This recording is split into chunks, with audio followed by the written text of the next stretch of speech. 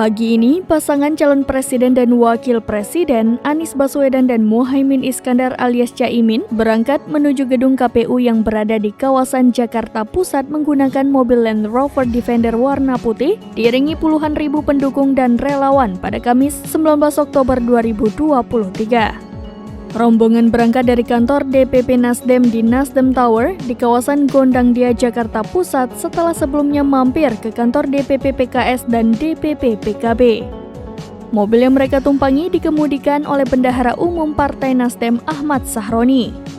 Di kantor DPP Nasdem, kedatangan Anies dan Caimin disambut hangat oleh Ketua Umum Partai Nasdem Surya Paloh. Sejumlah elit Nasdem, PKS, dan PKB mengikuti di belakang mereka menggunakan mobil jenis Jeep.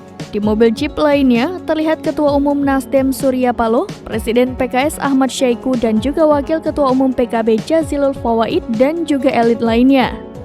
Anies Baswedan dan Cawapres Muhaimin Iskandar pagi ini akan melakukan pendaftaran Pilpres 2024 di Gedung KPU RI Jakarta. Menurut Surya Paloh, bakal calon presiden Koalisi Perubahan Anies Baswedan merupakan sosok terbaik dari yang paling baik untuk memimpin Indonesia. Download Tribun X sekarang, menghadirkan lokal menjadi Indonesia.